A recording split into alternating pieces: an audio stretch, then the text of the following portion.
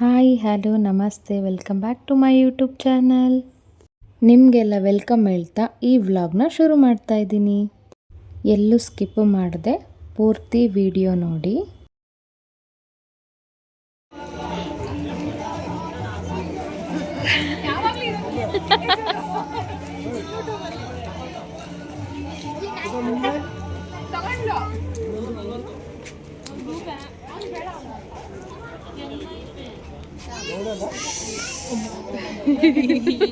ಏನೇನಿದೆ ಅದೆಲ್ಲ ನೀಟಾಗಿ ಕೌಂಟ್ ಮಾಡ್ಬೇಕು ಫಸ್ಟ್ ಹೇಳಿದ್ದೀನಿ. ಹಾಂ ಸರ್, ಹಂಗೆ ಜೊತೆಲಿ ಕಡಲೆಕಾಯಿ ಪರಿಚಯ ಹಾಕ್ಬೋದು. ಇದು ಊಟಿ ವ್ಲಾಗ್ ಆಗಿದೆ. ನಾವಿವತ್ತು ಊಟಿಗೆ ಹೋಗ್ತಾ ಇದ್ದೀವಿ. ಆ ವ್ಲಾಗೇ ಇದು. ಕಾಫಿ ಬ್ರೇಕ್ ಮುಗಿಸ್ಕೊಂಡು ಮತ್ತೆ ಜರ್ನಿನ ಕಂಟಿನ್ಯೂ ಮಾಡಿದ್ವಿ. ಈ ಊಟಿ ಟ್ರಿಪ್ಪು ಸಡನ್ನಾಗಿ ಪ್ಲ್ಯಾನ್ ಆಗಿದ್ದು, ಹಾಗಾಗಿ ಎಲ್ಲ ಒಂದೇ ದಿನ ಡಿಸೈಡ್ ಮಾಡಿ ಹೊರಟಿದ್ದು. ನೋಡಿ, ಬ್ರೇಕ್ಫಾಸ್ಟ್ ಮಾಡೋಣ ಅಂತ ಇಲ್ಲಿ ನಿಲ್ಲಿಸಿದ್ದೀವಿ.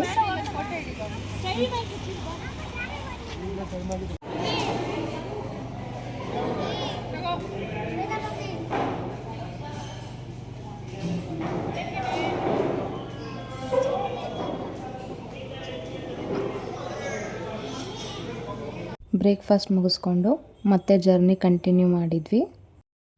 ನಾವು ಅರ್ಲಿ ಮಾರ್ನಿಂಗ್ 4:30ಗೆ ಹೊರಟಿದ್ದು.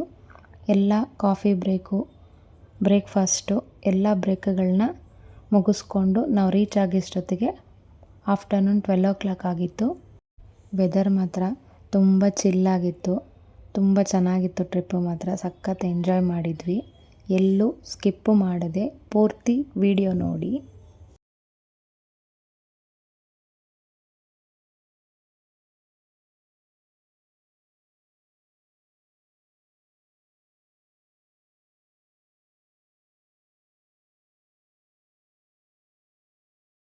ನೋಡಿ, ಇದು ಬಂಡೀಪುರ ಫಾರೆಸ್ಟ್ ಎಂಟ್ರೆನ್ಸು. ಇಲ್ಲಿಂದ ಫಾರೆಸ್ಟ್ ಸ್ಟಾರ್ಟ್ ಆಗುತ್ತೆ.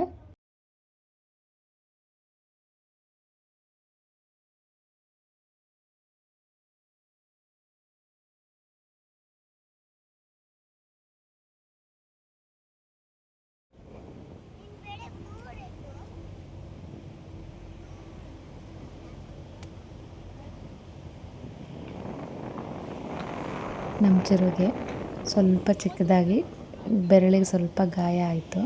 ನೋಡಿ ಅವನು ಯಾವ ಥರ ರಿಯಾಕ್ಟ್ ಮಾಡ್ತಿದ್ದಾನೆ ಅಂತೇಳಿ. ಚಿರು ಬ್ಲಡ್ ಲೀಕ್ ಆಗ್ತಾ ಇದೆ. ಏನಾಗಲ್ಲ ಬಿಡು. ಅಯ್ಯೋ ಇವ್ನು ಯಾಕೆ ಇವತ್ತೆಲ್ಲ ಬಾಯಿಲೆ ಚಿಪ್ಪು ಬ್ಲಡ್ನ ಎಲ್ಲ ಕುಡ್ಕೊತಾಳವಳು. ಬಿಡು, ಹೋಯ್ತು ಬಿಡು ಚಿರು. ದೇವರು ನಮಗೆ ಎಷ್ಟು ಸುಂದರವಾದಂಥ ಪ್ರಕೃತಿ ಸೊಬಗನ್ನು ಕೊಟ್ಟಿದ್ದಾರೆ ಅಲ್ವಾ. ನೋಡಿ ಎಷ್ಟು ಚೆನ್ನಾಗಿ ಕಾಣಿಸ್ತಾ ಇದೆ. ಈ ಜರ್ನಿಲಿ ಬೆಟ್ಟ ಗುಡ್ಡ, ಆ ಹಸಿರಿನ ವಾತಾವರಣನ ಕಣ್ಣು ತುಂಬಿಕೊಂಡ್ರೆ ಸಾಕು, ಎಷ್ಟು ನೆಮ್ಮದಿ ಅನಿಸುತ್ತೆ ಅಂದರೆ ಅಷ್ಟು ಖುಷಿ ಕೊಡುತ್ತೆ. ಅಂತೂ ಇಂತೂ ನಾವು ಸ್ಟೇ ಮಾಡಬೇಕಾಗಿರುವಂತಹ ರೂಮ್ ಹತ್ರ ಬಂದ್ವಿ. ಅಲ್ಲಿ ಯಾರೂ ಕಾಣಿಸ್ಲಿಲ್ಲ. ಹಾಗಾಗಿ ಅವ್ರಿಗೆ ಕಾಲ್ ಮಾಡಿದ್ವಿ. ಒಂದು 5 ಮಿನಿಟ್ಸ್ ಬರ್ತೀವಿ ಅಂತ ಹೇಳಿದರು. ಹಾಗಾಗಿ ವೆಯ್ಟ್ ಮಾಡ್ತಾ ಇದ್ದೀವಿ. ನೋಡಿ, ಇದೇ ನಾವು ಸ್ಟೇ ಮಾಡಬೇಕಾಗಿರುವಂತಹ ರೂಮು.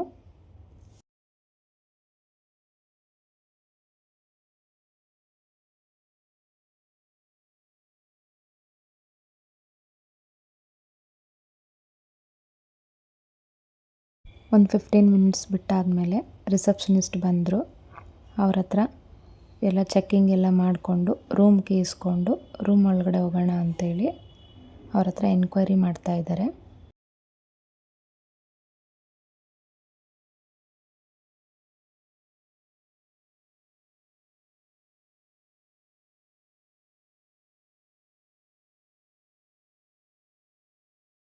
ನೋಡಿ, ಇದು ನಮ್ಮ ರೂಮ್ ಎದುರುಗಡೆ ಇರೋವಂಥ ವಾತಾವರಣ ಎಷ್ಟು ಚೆನ್ನಾಗಿ ಕಾಣಿಸ್ತಾ ಇದೆ. ಬರೀ ಗಿಡಗಳೇ ಇದ್ದಾವೆ ಇಲ್ಲಿ. ಹೂವಿನ ಗಿಡ ನೋಡಿ, ಇಲ್ಲಿ ಒಂದು ಡೇರೆ ಹೂ ಬಿಟ್ಟಿದೆ. ಎಷ್ಟು ಚೆನ್ನಾಗಿದೆ ಅಲ್ಲ ಅದು. ಹಾಗೆ ಸ್ವಲ್ಪ ಮುಂದೆ ಬಂದರೆ ನೋಡಿ, ಇಲ್ಲಿ ಚಿಕ್ಕ ಚಿಕ್ಕ ಫ್ಲವರ್ಸ್ ಎಲ್ಲ ಇದೆ.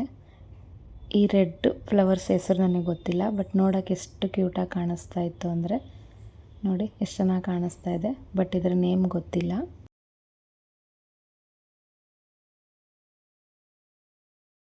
ನಾನು ಇಲ್ಲೊಂದು ಕಾಯಿ ನೋಡಿದ ತಕ್ಷಣ ಇದು ಬದನೆಕಾಯಿ ಅಂತ ಅಂದ್ಕೊಂಡೆ. ಬಟ್ ಇದು ಬದನೆಕಾಯಿ ಅಲ್ಲ, ಅದು ನೋಡೋದಕ್ಕೆ ಸೇಮ್ ಬದನೆಕಾಯಿ ಥರನೇ ಕಾಣಿಸ್ತಾ ಇತ್ತು. ಇದಂತೂ ತುಂಬ ಇಷ್ಟ ಆಯಿತು. ಇಲ್ಲಂತೂ ಎಷ್ಟೊಂದು ಫೋಟೋಸ್ನ ಕ್ಲಿಕ್ ಮಾಡ್ಕೊಂಡಿದ್ದೀವಿ. ಹಾಗೆ ಫ್ರೆಶ್ ಅಪ್ ಆಗಿ ಅಲ್ಲಿಂದ ಪ್ಲೇಸಸ್ನ ನೋಡೋಣ ಅಂಥೇಳಿ ಅಲ್ಲಿಂದ ಹೊರಟ್ವಿ. ಊಟಿಲಿ ಮನೆಗಳನ್ನ ನೋಡೋದೇ ಒಂಥರ ಖುಷಿ. ಎಷ್ಟು ಚೆನ್ನಾಗಿ ಕಟ್ಕೊಂಡಿದ್ರು ಅಂದರೆ, ಒಂದು ಅಪ್ಪಲ್ಲಿದ್ದರೆ ಒಂದು ಡೌನಲ್ಲಿ, ಒಂಥರ ನೋಡೋಕ್ಕೆ ಕ್ಯೂಟಾಗಿ ವಿಲ್ಲಾಗಳ ಥರ ಕಾಣಿಸ್ತಾ ಇತ್ತು. ಮಧ್ಯಾಹ್ನ 1 ಗಂಟೆ ಆದರೂ ಕೂಡ ನೋಡಿ ಇಲ್ಲಿ ಫಾಗ್ ಯಾವ ಥರ ಆವರಿಸ್ತಾ ಇದೆ ಅಂತೇಳಿ. ಬಿಸಿಲು ಇದೆ, ಚಳಿನೂ ಇದೆ, ಜೊತೆಗೆ ಮಳೆ ಕೂಡ ಬರ್ತಾಯಿತ್ತು. ವಾತಾವರಣ ಮಾತ್ರ ತುಂಬ ಚೆನ್ನಾಗಿ ಕಾಣಿಸ್ತಾ ಇತ್ತು. ನಾವು ಮೊದಲು ಹೋಗಿದ್ದೆ ಊಟಿಲಿ ದೊಡ್ಡ ಬೆಟ್ಟಕ್ಕೆ. ದೊಡ್ಡ ಬೆಟ್ಟದ ಪ್ಲೇಸ್ ವಿಶೇಷತೆ ಏನಂದರೆ, ಪೀಕ್ ಮೇಲೆ ತುತ್ತ ತುದಿಲಿ ಹೋಗಿ ನಿಂತ್ಕೊಂಡ್ರೆ ಫುಲ್ಲು ಊಟಿನೇ ನೋಡ್ಬೋದು. ತುಂಬ ಸುಂದರವಾಗಿ ಕಾಣಿಸುತ್ತೆ. ಆ ಪ್ಲೇಸ್ನ ವಿಶೇಷತೆ ಅದು.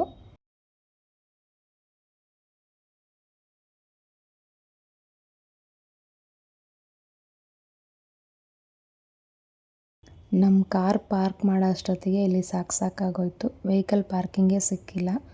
ಒಂದು 20 ಮಿನಿಟ್ಸ್ ಆದಮೇಲೆ ಕಾರ್ ಪಾರ್ಕಿಂಗಿಗೆ ಪ್ಲೇಸ್ ಸಿಕ್ತು. ಸೊ ಕಾರ್ ಪಾರ್ಕ್ ಮಾಡಿ ಅಲ್ಲಿಂದ ನಾವು ಹೊರಟ್ವಿ. ನಾವು ಈ ಪ್ಲೇಸಿಗೆ ಬರೋ ಅಷ್ಟೊತ್ತಿಗೆ ಆಫ್ಟರ್ನೂನ್ 2:30 ಆಗೋಗಿತ್ತು.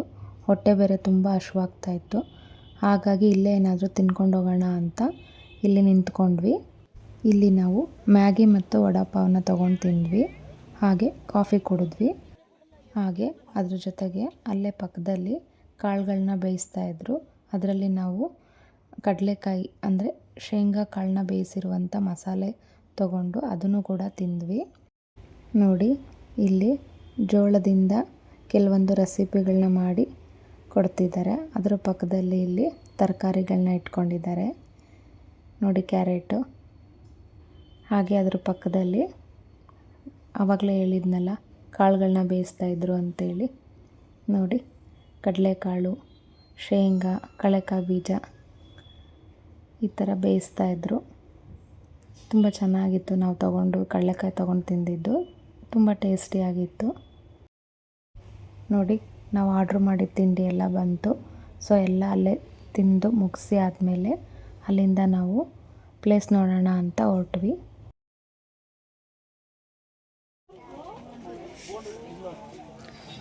ಏನು ಶಾಪಿಂಗ್ ಮಾಡಿದೆ? ಇದೆ ಶಾಪಿಂಗ್ ಮಾಡಿದ್ದು. ಸಿಕ್ಕಾಪಟ್ಟೆ ಚಳಿ ಇದೆ ಅಲ್ಲ? ಹೆವಿ ಚಳಿ ಇದೆ.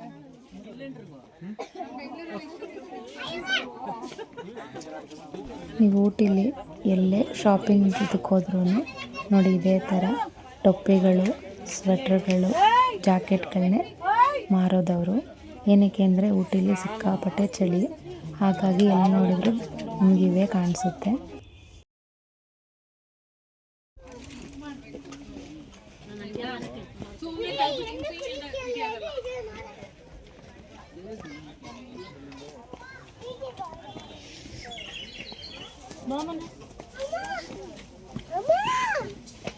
ಹಾಯ್ ಹಾಯ್, ಹೇಗಿದೆ ಊಟಿ? ಊಟಿ ತುಂಬ ಕೋಲ್ಡ್ ಆಗಿದೆ. ಒಳ್ಳೆ ಆನ್ಸರ್. ನೋಡಿ ನಾವು ಮೇಲ್ಗಡೆ ಬಂದ್ವಿ. ಯಾವ ಥರ ಫಾಗು ಕಟ್ಕೋತಾ ಇದೆ ನೋಡ್ತಾ ಇರ್ಬೋದು ನೀವು. ಅಷ್ಟು ಚಳಿ ಇದೆ ಅಲ್ಲಿ. ಈ ಪೀಕ್ ಮೇಲ್ಗಡೆಯಿಂದ ನಿಂತ್ಕೊಂಡ್ರೆ ಊಟಿ ಎಷ್ಟು ಬ್ಯೂಟಿಫುಲ್ಲಾಗಿ ಕಾಣಿಸುತ್ತೆ ಅಂದರೆ ಅಷ್ಟು ಚೆನ್ನಾಗಿ ಕಾಣಿಸುತ್ತೆ. ಈ ಥರ ಪ್ಲೇಸಸ್ಸಿಗೆ ಬಂದರೆ ನಾವು ಸುಮ್ಮನೆ ಬಿಡ್ತೀವ? ಕೆಲವೊಂದು ರೀಲ್ಸು, ಫೋಟೋಸು ಕೇಳಬೇಕಾ? ನೋಡಿ ಇಲ್ಲಿ ಅದೇ ಕೆಲಸ ನಡೀತಾ ಇದೆ.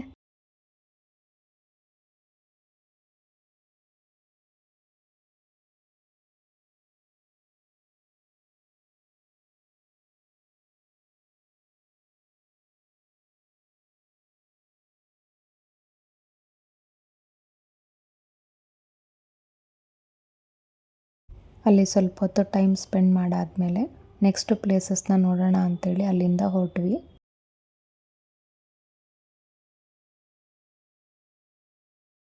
ಜ್ಯೂಸ್ನ ವಾಯ್ಸ್ ಮತ್ತೆ ಹೋಯ್ತು.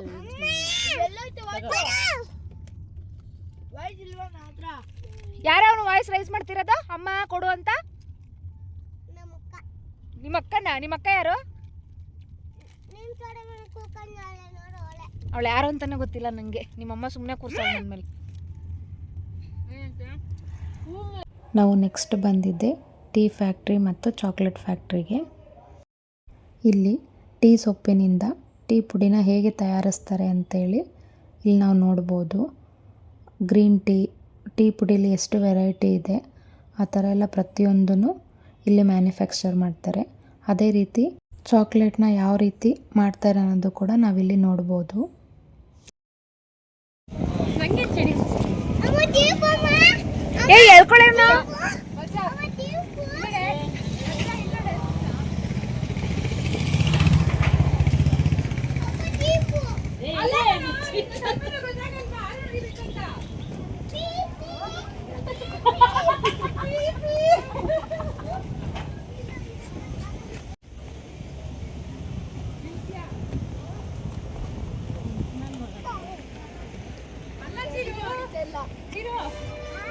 ನಿಂಗೆ ಸ್ವಲ್ಪನೂ ಏನು ಅನ್ಸಲ್ವಾ?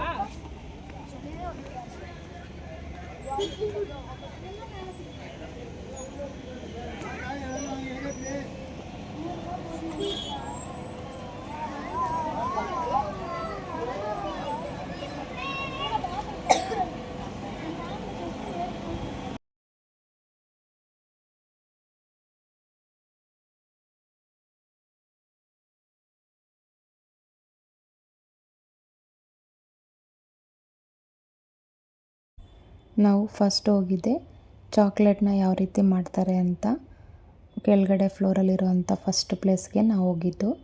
ನೋಡಿದ್ದು ಎಂಟ್ರೆನ್ಸು, ಅಲ್ಲಿ ಎನ್ಕ್ವೈರಿ ಮಾಡಿಬಿಟ್ಟು ಅಲ್ಲಿಂದ ನಾವು ಒಳಗಡೆ ಹೋದ್ವಿ.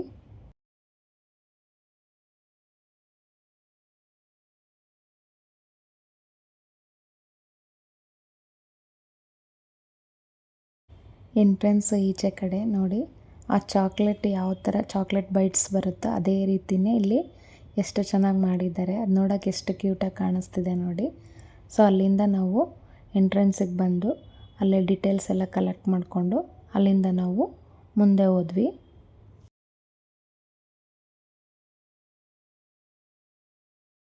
ಇಲ್ಲಿ ಚಾಕ್ಲೇಟ್ ಯಾವ ಥರ ಮಾಡ್ತಾರೆ ಅನ್ನೋದನ್ನ ಪ್ರತಿಯೊಂದು ನೀವು ಲೈವ್ ಆಗೇ ನೋಡ್ಬೋದು. ನೋಡಿ ಅವರು ಚಾಕ್ಲೇಟ್ ಮಾಡೋಂಥ ಮಿಷನ್ಸ್ನ ಯಾವ ಥರ ಇಟ್ಟಿದ್ದಾರೆ, ಅವರ ಚಾಕ್ಲೇಟ್ ಬೈಟ್ಸ್ನ ಯಾವ ಥರ ಮಾಡ್ತಿದ್ದಾರೆ ಪ್ರತಿಯೊಂದು ಕೂಡ ನೋಡ್ಬೋದು ಇಲ್ಲಿ.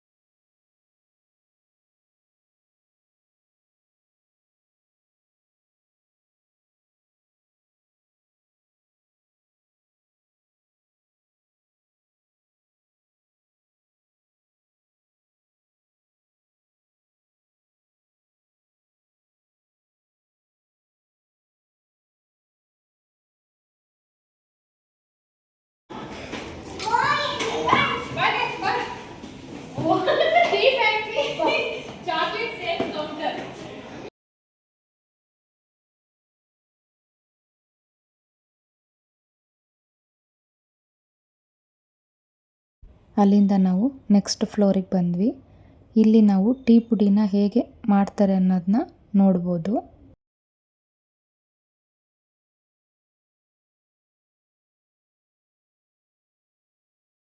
ಇದು ಟೀ ಸೊಪ್ಪು. ಇದನ್ನು ಈ ಥರ ಡ್ರೈ ಮಾಡೋದಕ್ಕೆ ಅಂದರೆ ಒಣಗಿಸೋದಕ್ಕೆ ಅಂತ ಈ ಥರ ಹರಡಿದ್ದಾರೆ. ಅದು ಯಾವ ಥರ ಫ್ಲೇವರು ಎಷ್ಟು ಘಾಟಿತ್ತು ಅಂದರೆ ತುಂಬ ಫ್ಲೇವರ್ ಕೊಡ್ತಾಯಿತ್ತು. ಅದಾದ ನಂತರ ಅಲ್ಲಿ ಸ್ವಲ್ಪ ಎನ್ಕ್ವೈರಿ ಮಾಡಿಕೊಂಡು ಅಲ್ಲಿಂದ ನಾವು ಒಳಗಡೆ ಹೋದ್ವಿ.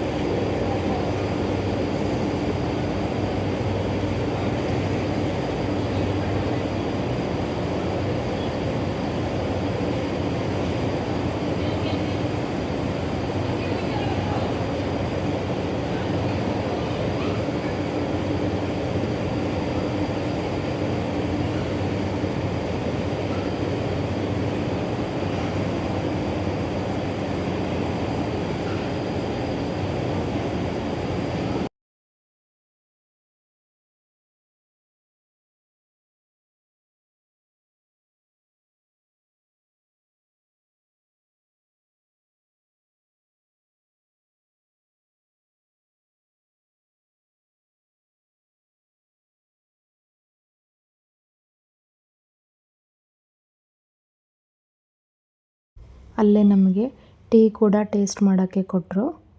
ಸೊ ನಾವಿಲ್ಲಿ ಟೀ ತಗೊಂಡು ಹಾಗೆ ಸ್ವಲ್ಪ ಮುಂದೆ ಬಂದ್ವಿ.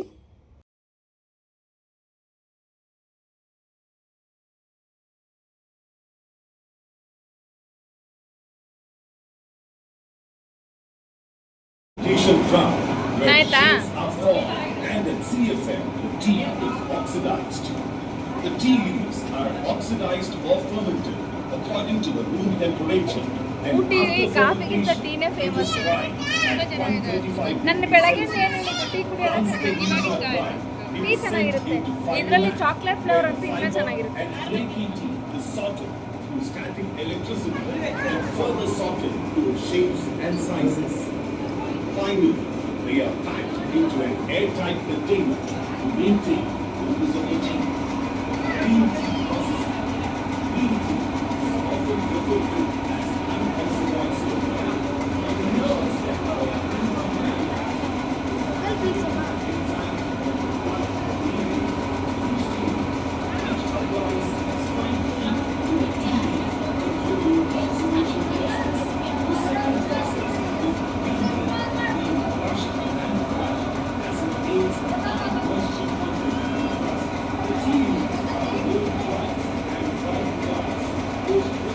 Great gift to you as it contains a catchin called epigallocatchin, EGCG, which is a natural antioxidant that helps in preventing cell damage and have other benefits. These substances can reduce the formation of free radicals in the body that protects cells and molecules. Oolong tea. The initial process of oolong tea manufacture is withering. Go for oolong tea, which gives a typical floral taste that contains partial glucose. Tea ಚೆನ್ನಾಗಿತ್ತ? Tea ಕುಡ್ದಾ? White tea. ಯಾಕೆ? Fine white hair are called as white. ಸಖತ್ತಾಯ್ತು. These are unfiltered leaves. ಅವಳು ಇನ್ನ ಕುಡಿತಾನೆ, ಅವಳ 3 glass ಕುಡಿತಾಳೆ. Minimally oxidized variety of tea and contains less caffeine compared to ನಮ್ಮ Shweta madam 3 glass tea ಕುಡ್ದವ್ರೆ, ಚೆನ್ನಾಗೈತೆ ಅಂತ ಹೇಳಿ. because of its delicate. ಹಾಗೆ ಸ್ವಲ್ಪ ಮುಂದೆ ಬಂದರೆ ಈ ಶಾಪಲ್ಲಿ ನಮಗೆ ಎಲ್ಲ ಥರದ ಟೀ ಪುಡಿಗಳು ಸಿಗುತ್ತೆ. ಅಂದರೆ ginger tea, masala tea, chocolate tea ಪುಡಿ, ಗ್ರೀನ್ ಟೀ, ಈ ಥರ ತುಂಬ ವೆರೈಟೀಸ್ ಆಫ್ ಟೀ ಪುಡಿಗಳು ಇಲ್ಲಿ ನಮಗೆ ಸಿಗುತ್ತೆ. ನನ್ನ ಫ್ರೆಂಡು ಕೂಡ ಇಲ್ಲಿ ಟೀ ಪುಡಿನ ಪರ್ಚೇಸ್ ಮಾಡಿದ್ಲು.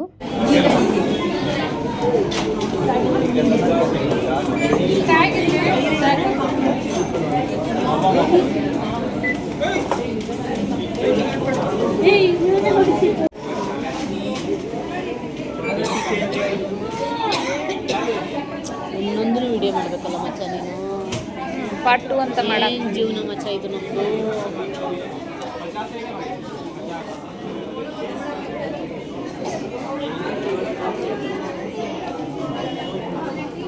ತಗೊಂಡ? ಯಾವ್ದು ತಗೊಂಡೆ? ಬಾ ಹೋಗೋಣ.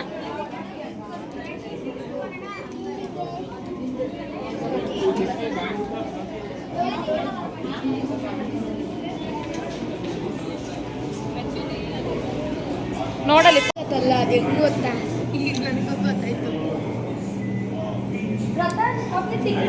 ಸಕ್ಕತ್ತಾಗಿದೆ ಕಾಫಿ, ಟೀ ಚಾಯ್. ಹಾಗೆ ಸ್ವಲ್ಪ ಮುಂದೆ ಬಂದರೆ ಇದು ಚಾಕ್ಲೇಟ್ ಪರ್ಚೇಸಿಂಗ್ ಮಾಡೋವಂಥ ಪ್ಲೇಸು. ಇಲ್ಲಿನೂ ಕೂಡ ನೀವು ಚಾಕ್ಲೇಟ್ ಪರ್ಚೇಸ್ ಮಾಡ್ಬೋದು. ನಾವು ಒಳಗಡೆ ಹೋಗಲಿಲ್ಲ, ಹಾಗೆ ಈಚೆ ಬಂದ್ವಿ. ಇಲ್ಲೂ ಕೂಡ ನಮಗೆ ಶಾಪಿಂಗ್ ಮಾಲ್ ಸಿಗುತ್ತೆ. ಅಂದರೆ ಎಲ್ಲ ಥರದ ಐಟಮ್ಸ್ ಇಟ್ಟಿದ್ದಾರೆ. ಸೊ ಅದನ್ನೆಲ್ಲ ನೋಡಿಕೊಂಡು ನಾವು ಈಚೆ ಬಂದ್ವಿ. ನೆಕ್ಸ್ಟ್ ನಾವು ಅಲ್ಲಿಂದ ಬೊಟಾನಿಕಲ್ ಗಾರ್ಡನ್ಗೆ ಬಂದ್ವಿ.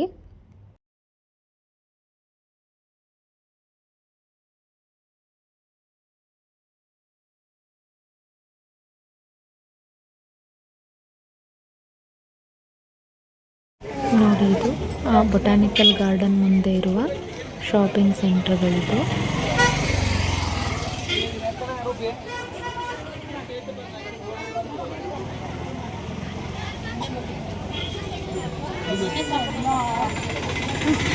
ನೋಡಿ ನೋಡೋಣ. ಮಕ್ಕಳಿಗೆ ಬಬಲ್ಸ್ ನೋಡಿ ದೊಡ್ಡ ಗೊತ್ತಾಯ್ತು. ನಮ್ಮ ಮಕ್ಕಳಿಗೆ ಬಿಟ್ಟರೆ ತೆಗಿಯಕ್ಕೆ ಹೋಗ್ತಾರೆ. ಪ್ರೀತು ಊಟಿ ಆಪಲ್ ನೋಡೆ ಚಿಕ್ಕದ.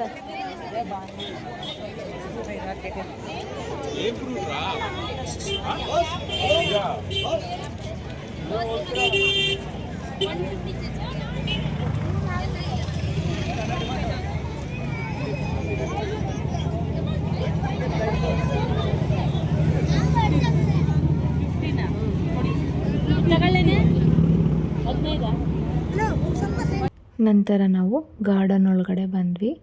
ಬರ್ತಿದ್ದಂಗೆ ನಮಗೆ ಫ್ಲವರ್ಸು ವೆಲ್ಕಮ್ ಮಾಡೋ ರೀತಿ ಕಾಣಿಸ್ತಾ ಇತ್ತು. ಅದೆಲ್ಲ ನೋಡಿಕೊಂಡು ಹಾಗೆ ಮುಂದೆ ಬಂದ್ವಿ.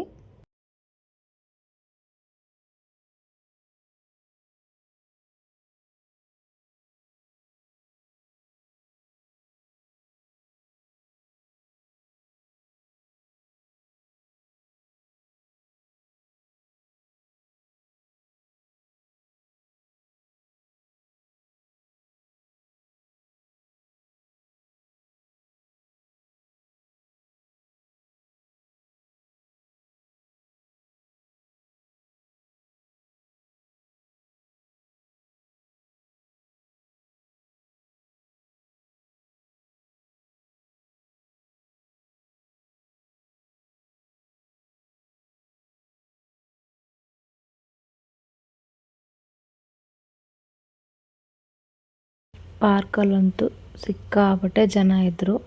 ಎಷ್ಟು ಕಾಲೇಜ್ ಟ್ರಿಪ್ ಆಗಿರ್ಬೋದು, ಫ್ಯಾಮಿಲಿ ಟ್ರಿಪ್ ಆಗಿರ್ಬೋದು, ಆಲ್ಮೋಸ್ಟಲ್ಲಿ ತುಂಬ ಜನ ಬಂದಿದ್ರು ಟ್ರಿಪ್ಗೆ. ನೋಡಿ ಎಷ್ಟು ಕ್ರೌಡ್ ಇದೆ ಅಂತೇಳಿ. ನಾವಿವಾಗ ಬೊಟಾನಿಕಲ್ ಗಾರ್ಡನಿಗೆ ಬಂದ್ವಿ. ಸೊ ಎಷ್ಟು ಕ್ರೌಡ್ ಇದೆ ನೋಡಿ. ಹೇಗಿದೆ ಕಮೆಂಟ್ ಮಾಡಿ ತಿಳಿಸಿ ನನಗೆ.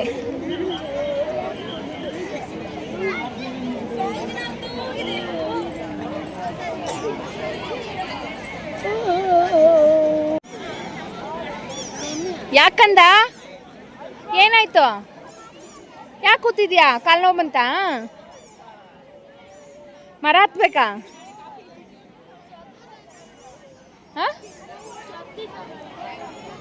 ಅವಾಗ ಚಿಕ್ಕೋನಿದ್ದೆ, ಇವಾಗ ದೊಡ್ಡವನಾಗ್ಬಿಟ್ಟಿದ್ಯಾ. ಹತ್ತು ಬೈತಾರೇನೋ.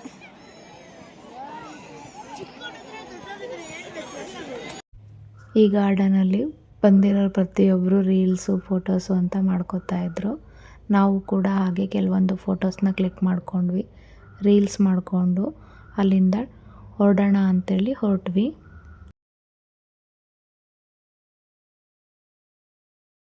ನಾವು ರಿಟರ್ನ್ ಬರೋ ಅಷ್ಟೊತ್ತಿಗೆ 6 o'clock ಆಗಿತ್ತು.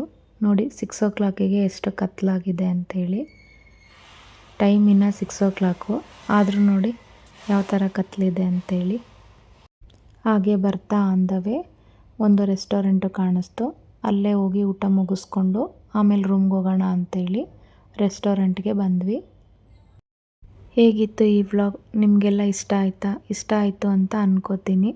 ದಯವಿಟ್ಟು ಯಾರೆಲ್ಲ ಹೊಸದಾಗಿ ನನ್ನ ಚಾನಲ್ನಲ್ಲಿರುವ ವೀಡಿಯೋಸ್ ನೋಡ್ತಾ ಇದ್ದರೆ ದಯವಿಟ್ಟು ಸಬ್ಸ್ಕ್ರೈಬ್ ಆಗಿ ವಿಡಿಯೋ ನೋಡಿ, ಲೈಕ್ ಮಾಡಿ, ಕಮೆಂಟ್ ಮಾಡಿ, ಶೇರ್ ಮಾಡಿ. ಹೀಗೆ ನನ್ನ ಚಾನಲ್ಗೆ ಯಾವಾಗಲೂ ಸಪೋರ್ಟ್ ಮಾಡಿ.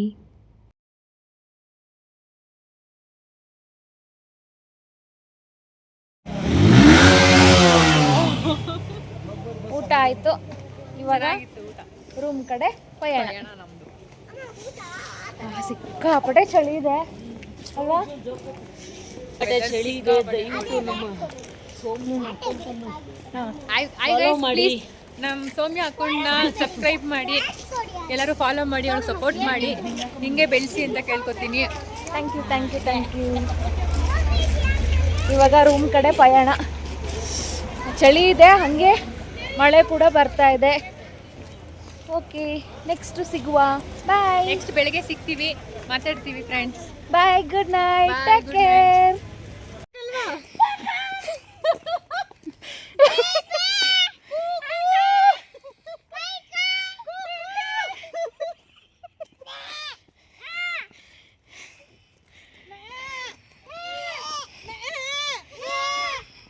ಎರಡು ಮೇಕೆಗಳು ತಪ್ಪಿಸ್ಕೊಂಬಿಟ್ಟಿಲ್ಲಿ ಕ್ವಾಟ್ಲೆ ಕೊಡ್ತವೆ.